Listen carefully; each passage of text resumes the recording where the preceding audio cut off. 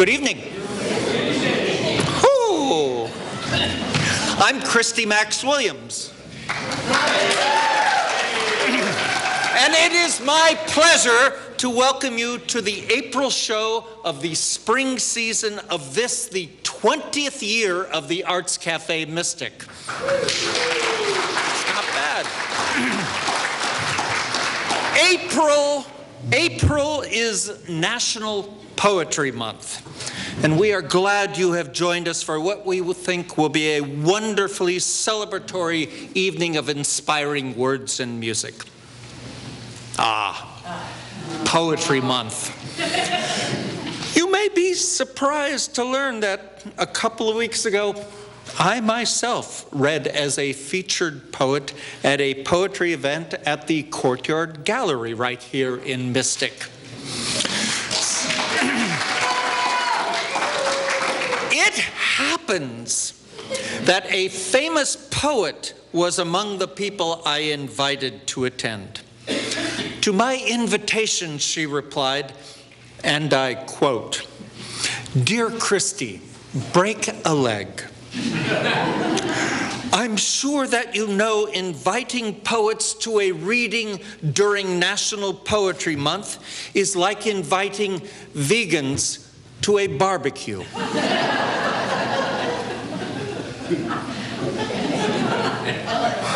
Vegans to a barbecue. What in heaven's name do you suppose she meant by that? I've been turning it over in my mind, and I admit I'm not a vegan. And I also confess to liking barbecue. If we parse what my friend said, as we were taught to do in those long ago English classes, it seems that she is likening poets to vegans and poetry readings to saucy gnaws of pork.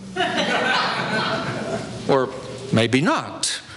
Maybe it's just this sort of complex metaphorical pyrotechnics that draws us to poetry. Maybe this is why we love poetry. Of course, the opposite may also be true. It may be that this sort of half-crazed, conundrum-drunk word stuff is why National Poetry Month is necessary. Maybe I should go back to vegans or like... In any case, for those of you who are new to the Arts Café, in addition to the foolishness you've thus far endured, our mission is to present the nation's most celebrated poets and writers, along with New England's best musicians, in programs that lift your spirit while deepening your mind. And if we have a little fun along the way, so much the better. Before we get started, I must command you to remove from your pocketbook or your purse your cell phones. Hold it before you thusly and roundly curse it for the tyranny it exercises over your life. Or at least switch it off for the duration of the show. So, shall we get on with it? We're delighted to welcome back tonight's opening voice poet, Nora Pollard, who lives where the Housatonic River meets the Long Island Sound. As she reports it, she visits the river every evening, drawing from it much of her inspiration for her poems. Ms. Pollard came to her calling and voice in poetry at midlife, having seen duty in the offices of software, advertising, law, and steel firms. A firm grounding for a poet, you might say. I didn't say that, but you might say it. But since then, she's received the Academy of American Poets Prize from Bridgeport University, and her poems have been featured several times by Garrison Keillor on the Writer's Almanac. She was also the longtime editor of the Connecticut Review. Ms. Pollard recently published her fourth book of poems called in deep. Which is in deep is an accurate description of the quality of feelings and craft in its contents. One of its poems begins with the declamatory question, "Are you happy?" Another poem asks, what else is there to write about but love and death? Indeed. But to do so with affection for life, fondness for human foible, and joy in the whole damn mess of it is Nora Pollard's gift. We listen closely to this poet's voice. The touch of craft here is light, and the sense of truth is deep. But I'm eager for you to find out for yourself, so won't you please join me in welcoming Nora Pollard.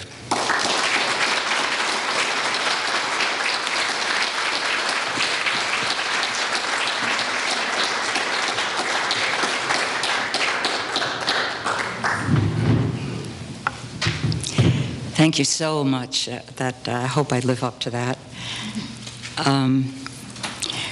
At dinner and also a little bit ago, I was talking to my friend about the fact that, Christie says something about deep. Did you say dark? Maybe not dark, but people think I'm dark. I don't know about deep, but they think I'm dark and pessimistic. And some friends told me a few days ago that they thought that I was negative, and I'm still worrying that like a bone, negative, And I said to my friend Marilyn, but I am pessimistic and I am dark, and that's just the way I am. And she said, well, yes, you're Irish. So I'm so honored to be here with you all tonight, and especially honored to be reading under the same roof with Edward Hirsch. And I have to say that I'm a little jittery, reading in the same place with Edward Hirsch is kind of like, I don't know, it's like trying to pray in the same room with the Pope. And it's unnerving. Not exactly. So I'm going to begin with a bad poem. I mean, that is the title of it, a bad poem. I figure that way, if I begin with this one, it's possible that I might get a little better.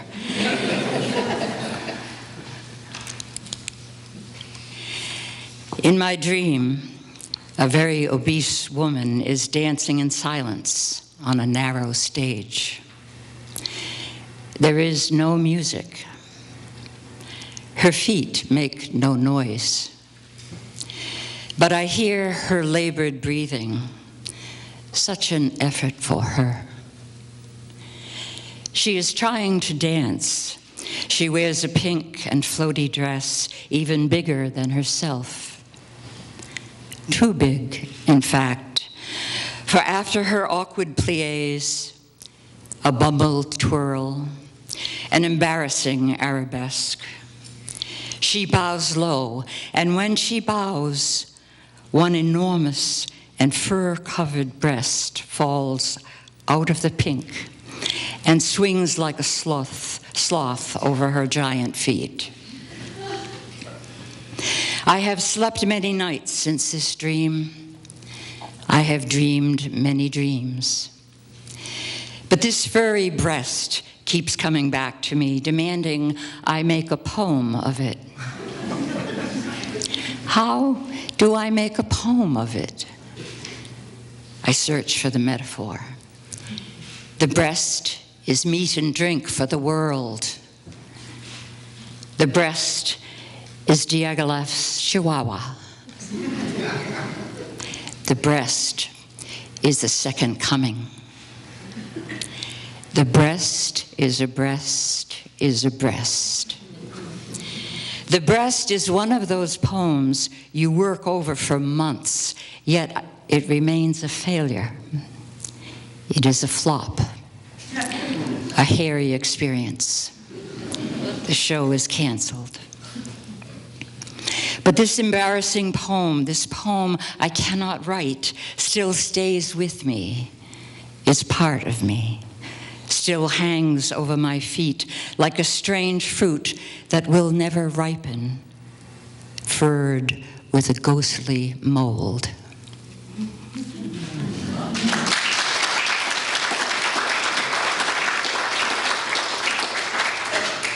Thank you.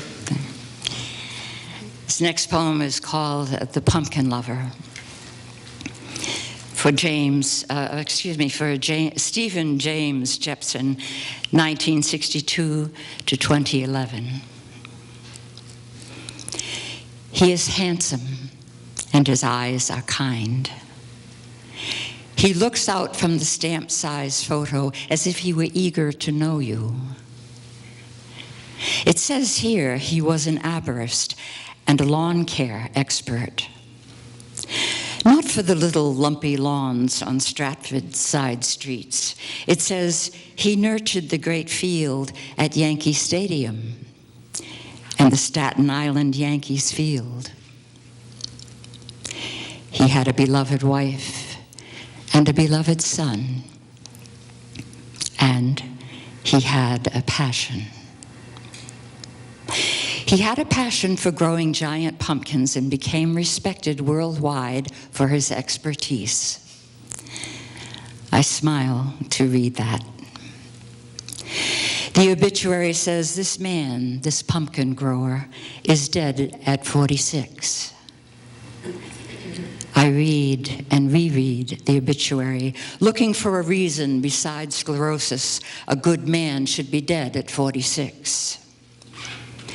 But he's blameless, an Eagle Scout, a father, a pumpkin grower, and a life not lived half enough.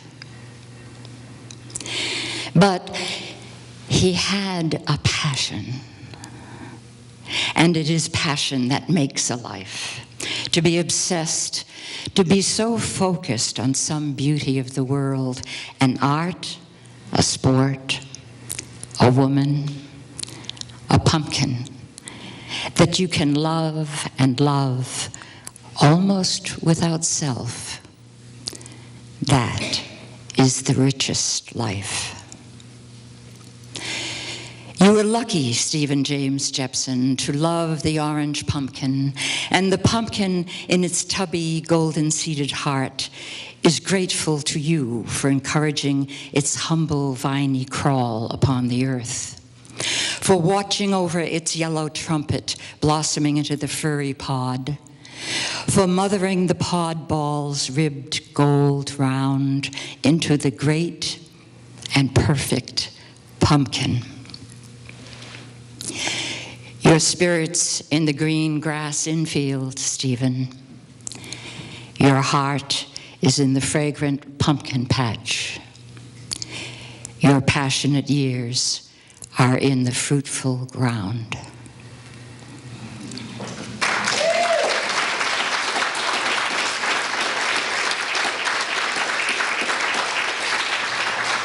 Thank you. Thank you.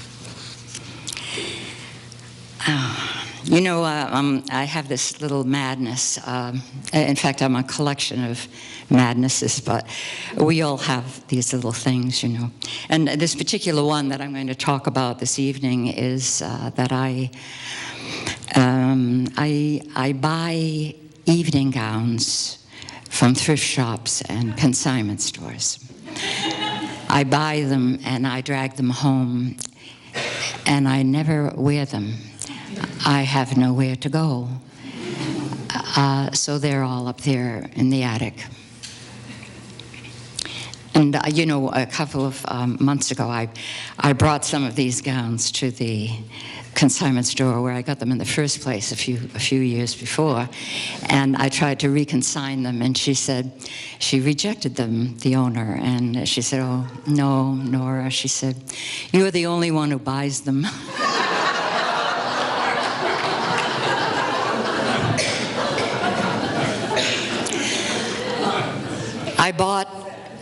It's called, oh, by the way, the title is Full Feather.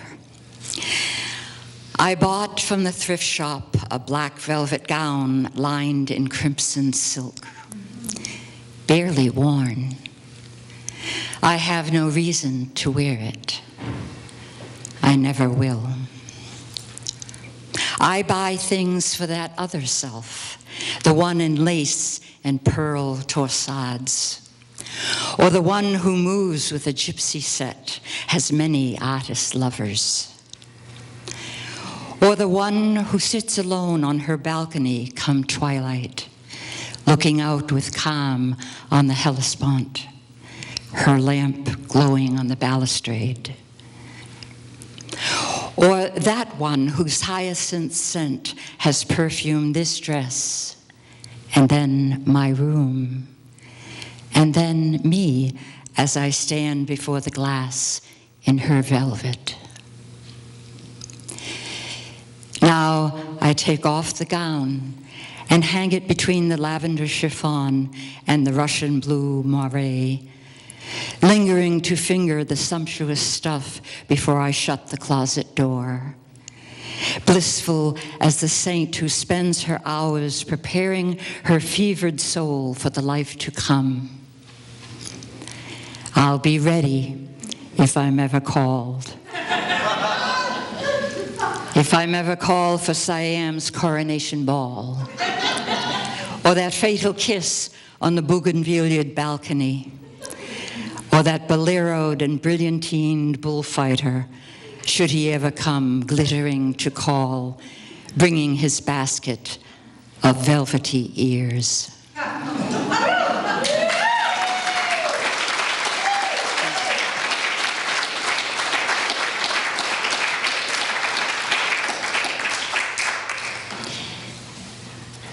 I'm going to read just one old one. I shouldn't say old, right? I'm old.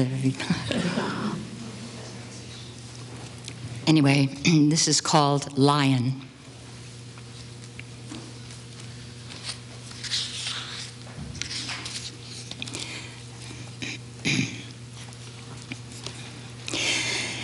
If I were to fall in love with a lion, a long-faced, round-eared, black-mouthed lion, a handsome, gaily dispositioned lion, a good gold lion, I should be able to marry that lion because I love him.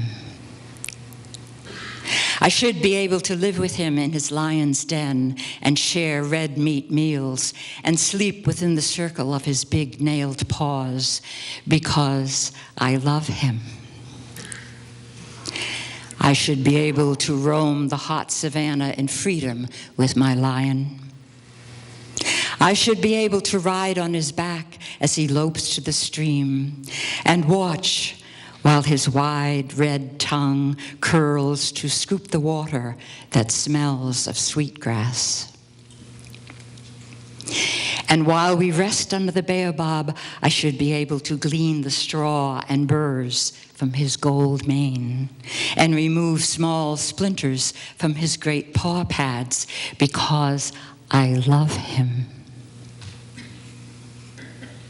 When my lion desires me and I get down on all fours under the shade of the thorn tree and feel his great weight on my shoulders and take his heartseed in me, I should be able to cry out in exultation and gladness, not secret or ashamed. I should be able to suckle his young.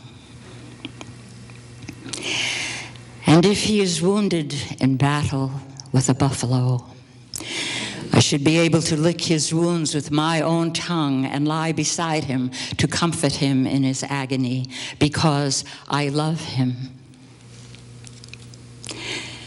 And if he dies, I should be able to grieve and rake my skin and strike my eyes because he is the lion I love. And I should be able to take some hair from his gold mane and weave it in my own hair. and take some hair of his gold-plumed tail to make a tasseling for my neck, for this is my inheritance from him.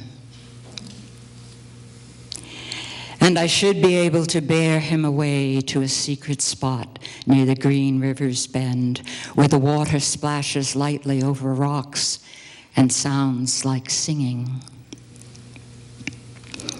I should be able to bury him there, where the bush willow leans over green water, because I am married to my lion, because he is my family, because I love my lion.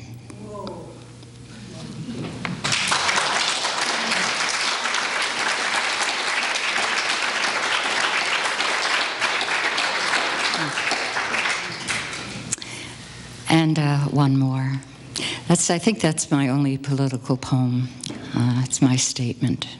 You should be able to marry whom you love.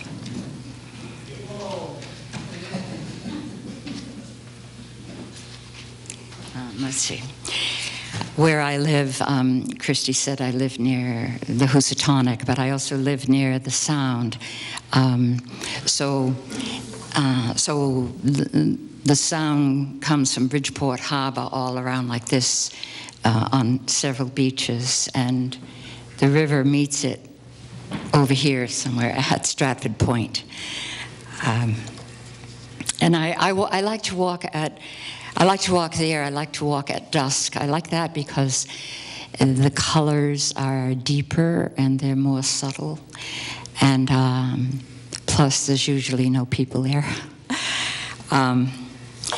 This poem, I had taken a walk in the dark. I used to walk also in the dark. This time was several years ago when I was younger, and it was dark, and I was walking, and I have no idea why, but I just kept walking. I walked most of the night, hunting light. Late October night. I am walking Russian Beach towards Stratford Point.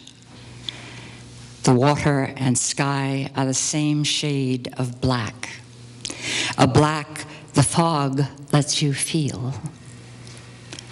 No moon, no horizon, nothing. It's so dark I cannot tell if my eyes are open or closed, like swimming in that place before birth, like walking in the dream of death. No sound but the ocean's shush and slurp of some enormous animal slobbering at the rim of sleep. I am walking towards Stratford Point. I am also nowhere. This is not the world. This is the dark. I can only tell I am walking the line of the shore by the occasional wash of a spent wave sopping my shoe.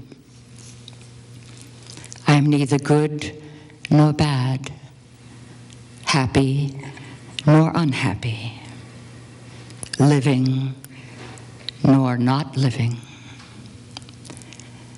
I long for nothing. I feel some fear. I am vigilant, but I am calm. I am in the nothingness that will come. Now, way out in the Sound on the Long Island side, two sets of lights glint far apart. Tankers or container ships anchored for the night. Their lights, briefly cheering, make small, dim eyes in the black, and then the black fog eats them, and they're gone. The shore has turned from sand to stones to rock. My feet feel their way. The black has rendered me down to my core. I I am breathing fog. I am drinking darkness. I am heading east to Stratford Point, that rocky shelf over the Sound, from where I will see first light flare up over Charles Island. I am weightless, empty. The sun will fill me like blood. Thank you, Ben.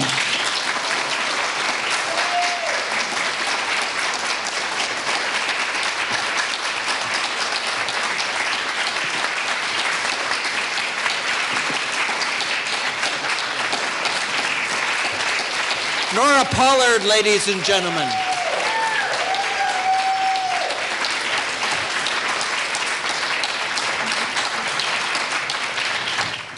Did you know, for example, the band leader, Jim Hunter, is also a longtime member of the string section of the Eastern Connecticut Symphony? Did you know that classically trained pianist Peter Emanuel also performs with the Dick Campo Big Band and Johnny and the East Coast Rockers? Did you know that drummer Nathan Lassell is a musician first class in the United States Coast Guard and has performed all over the world as a percussionist in the Coast Guard Band? And did you know that the wonderful saxophone player Steve Marien has performed and recorded with a multitude of the best bands in New England, including Razzmatazz, Sugar Daddy, the Hornets, and Total Eclipse? My friends, these are some of the region's finest musicians, and we are fortunate tonight to have the opportunity to eavesdrop on their musical conversation. So won't you please join me in welcoming the J. Hunter Group.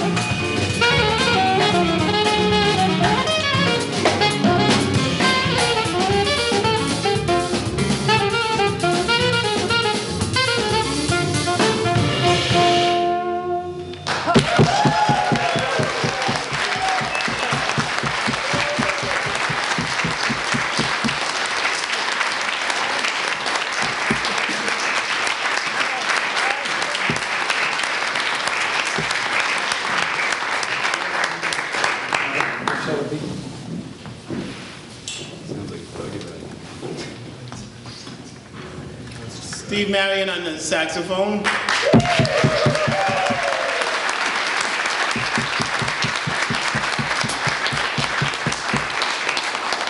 Peter Emmanuel on the piano.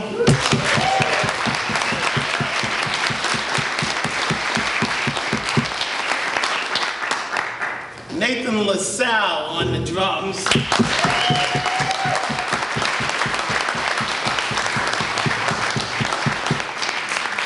Some of you might have come to hear the guitar player Jim Hall, but unfortunately I am James Hunter, the bass player.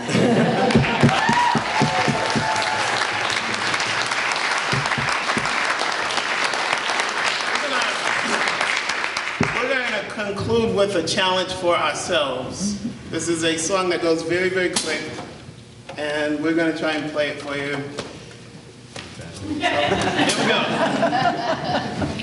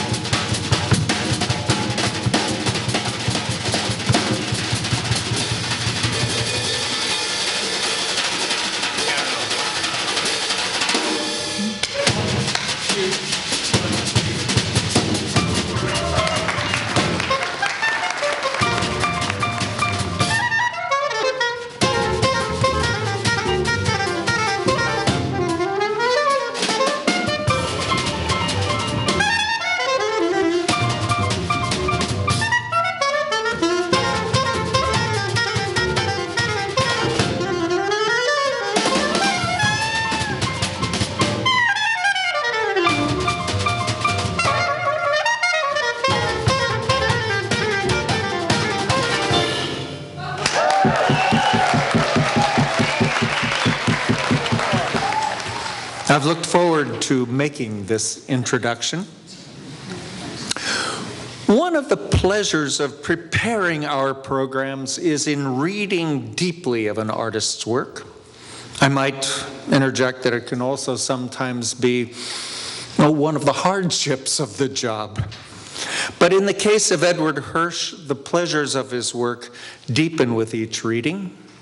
In the context of his life's work, old poems and essays come to resonate in surprising ways with his more recent stuff. Mr. Hirsch is generally regarded as one of the most important living American poets. His 7 previous books of poems won many prizes, including the National Book Critics Circle Award. His volume of inspirational prose essays, How to Read a Poem and Fall in Love with Poetry, was a national bestseller and a simply wonderful book of any sort. For many years, he wrote a weekly column in the Washington Post called Poet's Choice, which he also collected into a wonderful book. He is also a recipient of the MacArthur Genius Award. And he is currently president of the Guggenheim Foundation. I could go on at length. I'm only scratching the surface of the many honors and publications of Edward Hirsch. But here's what you need to know. Over the years, his poems have documented a life deeply considered, but seen through the lens of everyday experience, childhood memories, adult love, family, divorce, new love.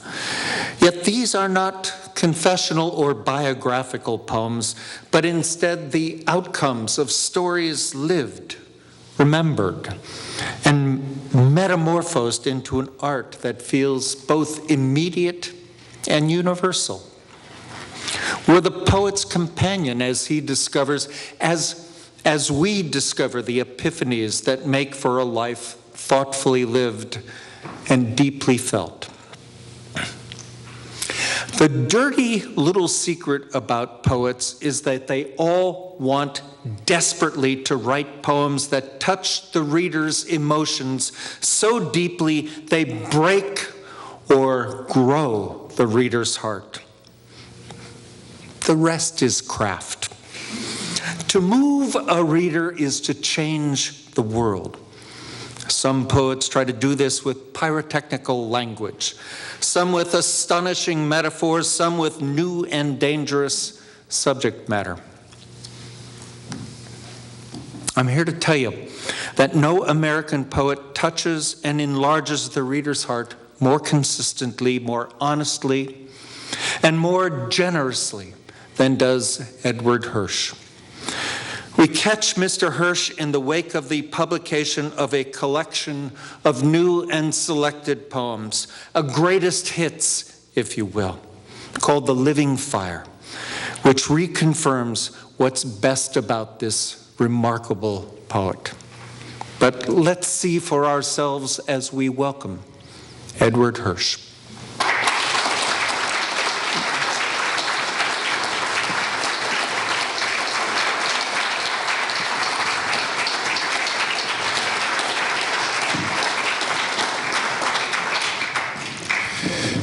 Thank you so much. I wanted to come so I could be introduced by Christie.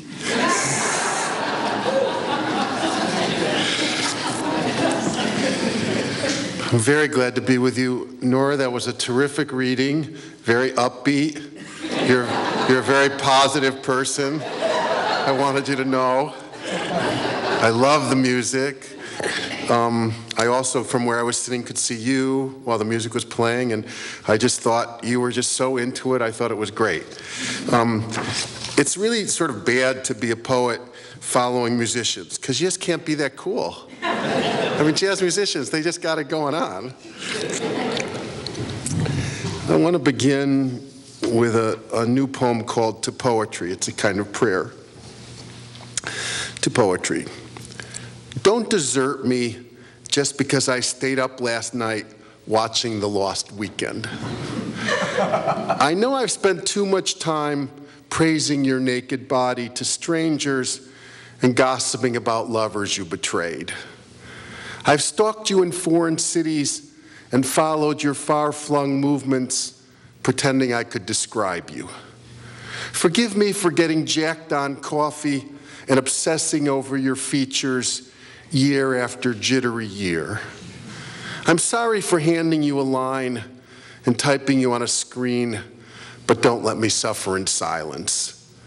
Does anyone still invoke the muse, string a wooden lyre for Apollo, or try to saddle up Pegasus? Winged horse, heavenly god or goddess, indifferent entity, secret code, stored magic, pleasance and half wonder. Hell, I've loved you my entire life without even knowing what you are or how. Please help me to find you.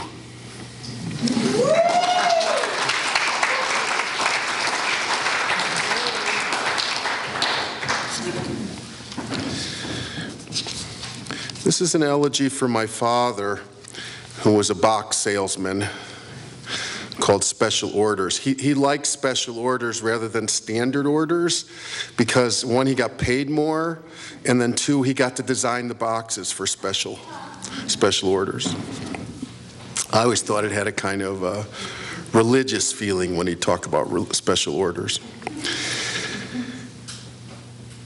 Give me back my father, walking the halls of Wertheimer Box and Paper Company with sawdust clinging to his shoes. Give me back his tape measure and his keys, his drafting pencil and his order forms. Give me his daydreams on lined paper.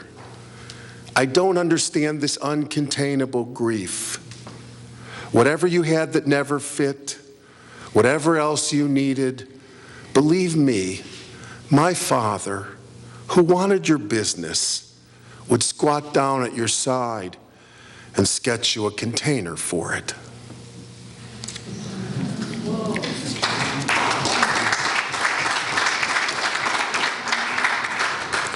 I had a very odd experience with that poem recently because someone I know was trying to translate it into Polish, and she was having a lot of trouble with the phrase, "who wanted your business?"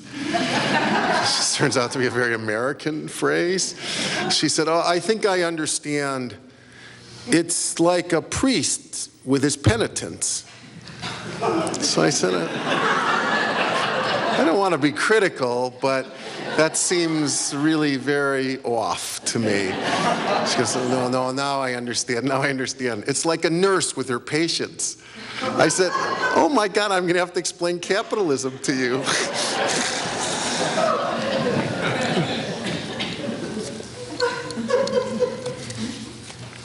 Cotton candy. We walked on the bridge over the Chicago River for what turned out to be the last time.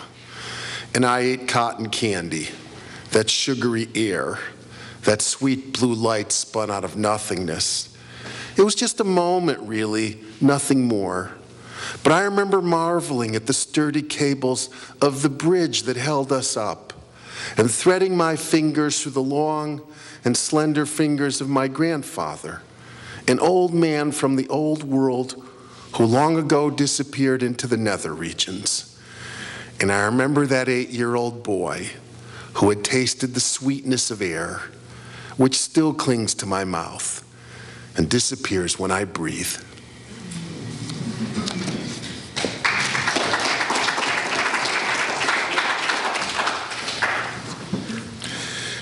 I'm trying in this poem, which is called Branch Library, to get back to the feeling I had when I first started writing poetry, when I was a teenager, and I'd go to the library and I would go back and forth between the tables where I was trying to write and the stacks where I was reading. Branch Library. I wish I could find that skinny, long-beaked boy who perched in the branches of the old Branch Library.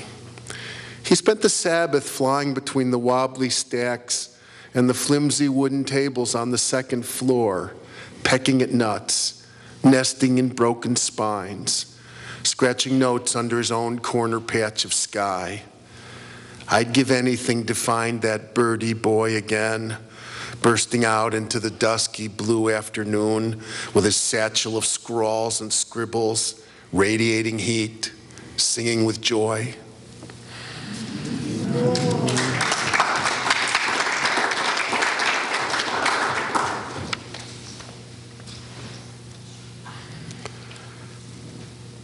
This is called Self-Portrait. I live between my heart and my head, like a married couple who can't get along. I live between my left arm, which is swift and sinister, and my right, which is righteous. I live between a laugh and a scowl, and voted against myself, a two-party system. My left leg dawdled or danced along, my right cleaved to the straight and narrow. My left shoulder was like a stripper on vacation. My right stood upright as a Roman soldier. Let's just say that my left side was the organ donor and leave my private parts alone. But as for my eyes, which are two shades of brown, well, Dionysus, meet Apollo. Look at Eve raising her left eyebrow while Adam puts his right foot down. No one expected it to survive, but divorce seemed out of the question. I suppose my left hand and my right hand will be clasped over my chest in the coffin, and I'll be reconciled at last. I'll be whole again.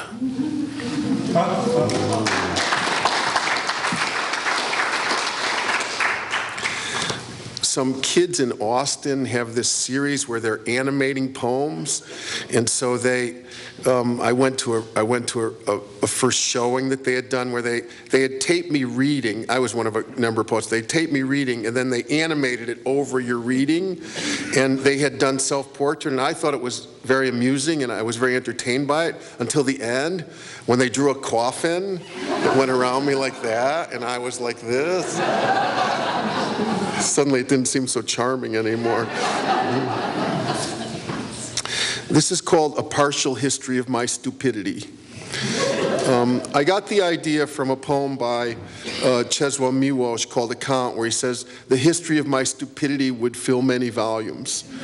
I mean, you get to be a certain age, you just can't do all of it. You can only do part. Like, chapter 3, volume 5. Anyway, that's what this is. Partial history of my stupidity. Traffic was heavy coming off the bridge, and I took the road to the right, the wrong one, and got stuck in the car for hours. Most nights I rushed out into the evening without paying attention to the trees, whose names I didn't know, or the birds which flew heedlessly on.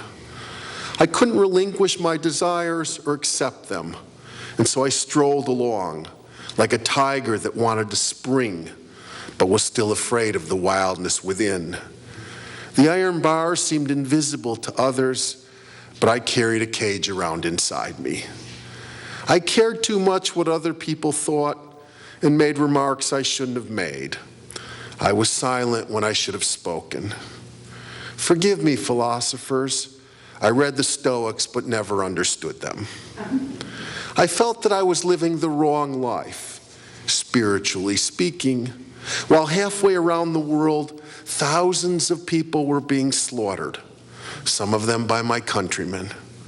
So I walked on, distracted, lost in thought, and forgot to attend to those who suffered far away, nearby. Forgive me, faith, for never having any. I did not believe in God, who eluded me.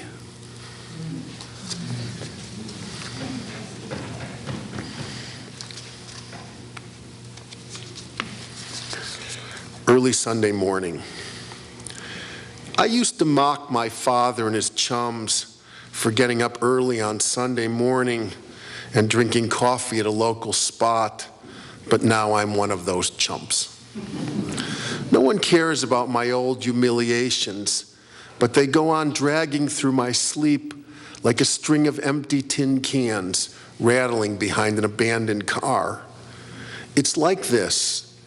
Just when you think you've forgotten that red-haired girl who left you stranded in a parking lot 40 years ago, you wake up early enough to see her disappearing around the corner of your dream on someone else's motorcycle, roaring onto the highway at sunrise. And so now I'm sitting in a dimly lit cafe full of early morning risers, where the windows are covered with soot and the coffee is warm and bitter.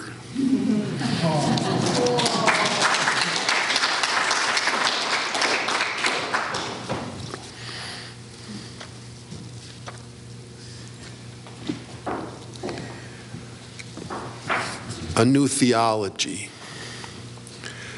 God couldn't bear their happiness when he heard them laughing together in the garden. He caught them kneeling down in the dirt, or worse, and letting pomegranate juice run down their faces.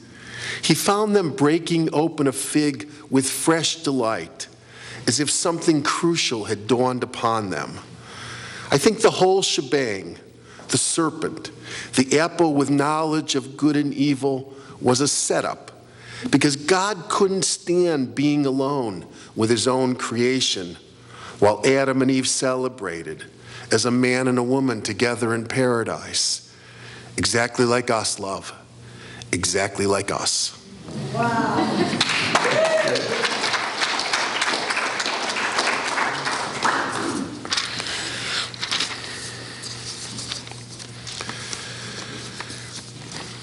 This is called Black Rhinoceros.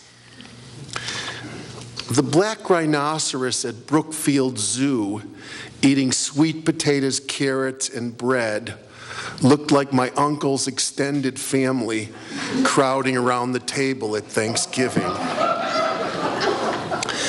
Mrs. Mulvihill suddenly started crying on the second grade bus, which often stalled. And the next day we had a substitute teacher who said that rhinos have poor eyesight and swivel their tube-shaped ears in all directions so they can hear their enemies approaching, lions, and people who carve their horns into daggers or mash them into pain relievers. My parents bought my shoes on discount at Walensky and Levy, and so whenever I raised either foot, my soul said, damaged. That's why I kept my feet close to the floor. When Mrs. Mulvihill returned, she wore dark dresses and told us that the black rhinoceros is the same muddy color as the white rhinoceros, which is strange if you think about it, and we did. What does it feel like to have two horns tilting up on a huge head, Mr. Rhinoceros? You lumber around in your skin of armor like an exiled general or a grounded unicorn. Everyone knows that a pachyderm in peril would still rather live in the open savanna. We can't tell if you're trumpeting forward or backward in your scrubby house.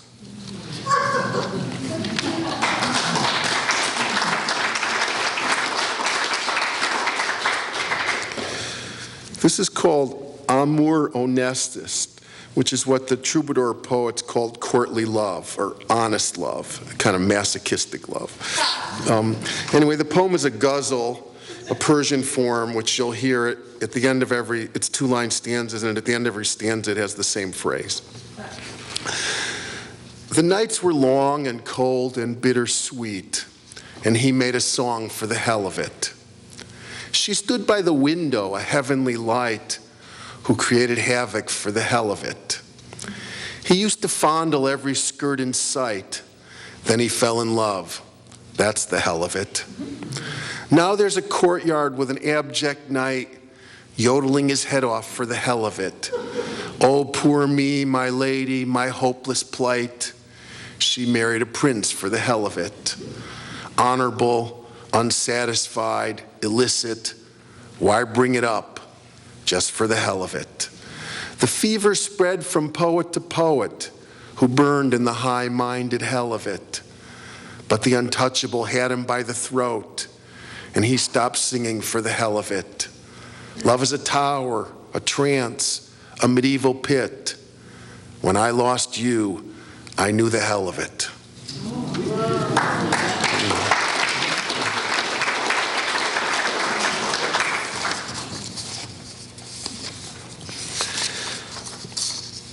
I don't know, many of you must have known the poet William Meredith, who I really loved.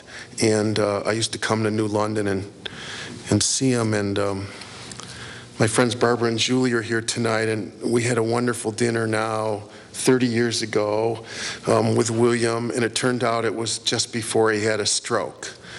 And then he had a stroke, a series of strokes. And if you knew him, he handled those strokes with just the most remarkable grace. I used to say to him, I don't think I could ever handle illness with such good character, but I'm glad I met someone who could. He was really a model. Anyway, this is a small poem for him called After the Stroke, William Meredith. Suddenly he's standing at the bottom of a well, trying to raise a broken arm in the darkness. It's curious. He keeps shouting louder and louder, but no one seems to hear him. All night, singing rises and falls in his head.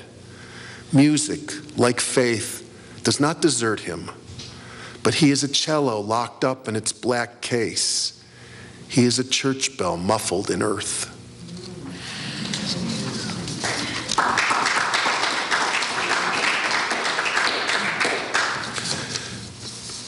This is called Troubadour Song. I love the 13th century troubadours, and I wanted to write a poem in their spirit. I woke this winter morning to the smell of the sea and hummed a song for nothing, how nothing came to me. I dreamed I mounted a horse along an empty beach where we galloped far away till I was out of reach. We trotted past the lighthouse abandoned on the dunes and paused by a small stable that was now in ruins. I woke this winter morning to the smell of the sea and made a song for nothing, how nothing came to me. We rode to the starkest edge of nowhere by the sea. The horse was all that remained of what I'd longed to be. We had somewhere deep to rest and nothing left to see, and so the two of us walked into the cemetery. I woke this winter morning to the smell of the sea and sang a song for nothing, how nothing came to me.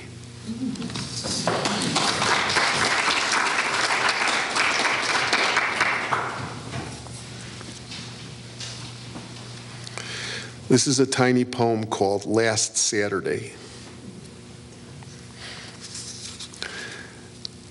Then the doorbell rang suddenly like an alarm on Saturday morning. Who's there? I called out. The new exterminator. I was infested, it's true. But I never expected him to come so early, without warning. I never expected him to be so young.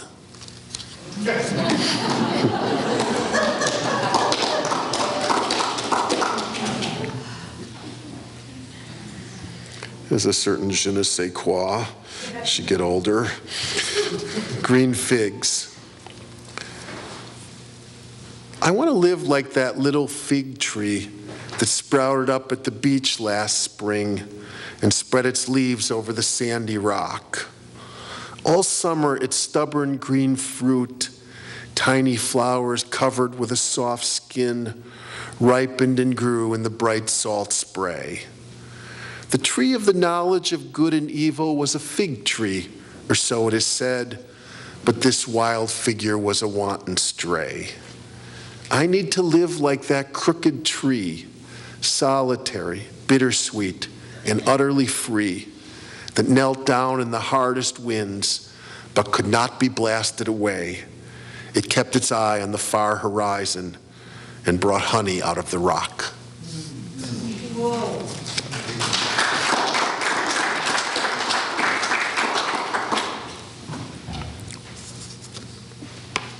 Green couch. That was the year I lived without fiction and slept surrounded by books on the unconscious. I woke every morning to a sturdy brown oak. That was the year I left behind my marriage of 28 years, my faded philosophy books, and the green couch I had inherited from my grandmother. After she died, I drove it across the country and carried it up 3 flights of crooked stairs to a tiny apartment in West Philadelphia, and stored it in my in-laws' basement in Bethesda, and left it to molder in our garage in Detroit. My friend Dennis rescued it for his living room, and moved it to a 2nd-floor study in Houston and a 5th-floor apartment on the Upper West Side, where it will now be carted away to the dump. All my difficult reading took place on that couch, which was turning back into the color of nature, while I grappled with ethics and the law, the reasons for reason, being and nothingness, existential dread and the death of God. I'm still angry at him for no longer existing. That was the year when I finally mourned for my 2 dead fathers, my soul marriage, and the electric green couch of my past. Darlings, I remember everything, but now I try to speak the language of the unconscious and study earth for secrets. I go back and forth to work. I walk in the botanical gardens on weekends and take a narrow green path to the clearing.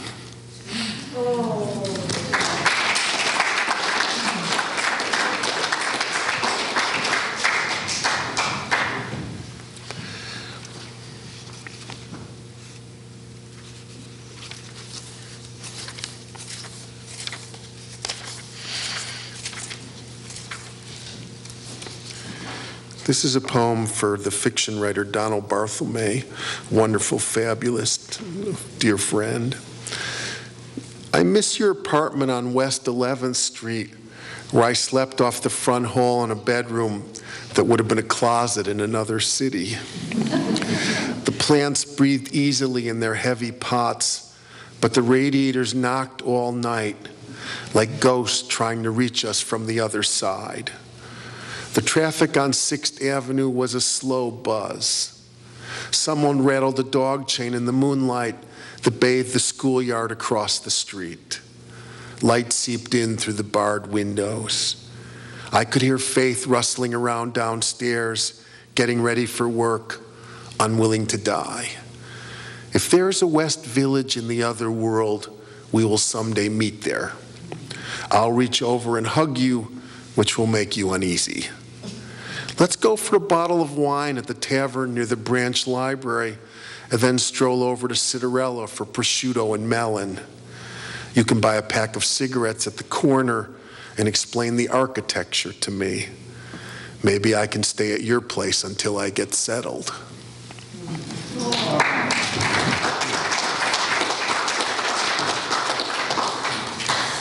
And then I'd like to read you 2 more poems. The Iliad and the Odyssey. I mean, you're here, I've got you here, you're so responsive.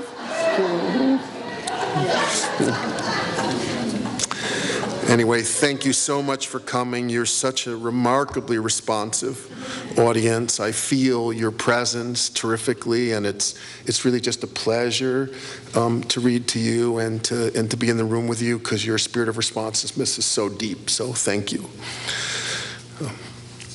The Aeneid. I was kidding about the Iliad and the Odyssey.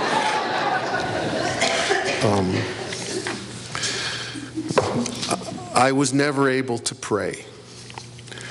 Wheel me down to the shore where the lighthouse was abandoned and the moon tolls in the rafters.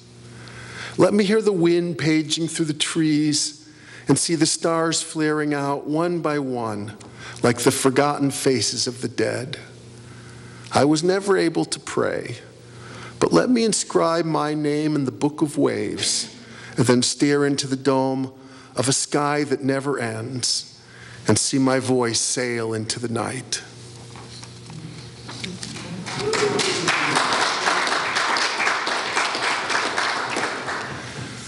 And then finally, the widening sky. I am so small walking on the beach at night under the widening sky. The wet sand quickens beneath my feet, and the waves thunder against the shore. I am moving away from the boardwalk with its colorful streamers of people and the hotels with their blinking lights.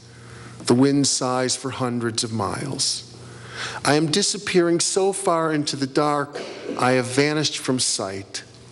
I am a tiny seashell that has secretly drifted ashore and carries the sound of the ocean surging through its body. I am so small now, no one can see me. How can I be filled with such a vast love? Thank you.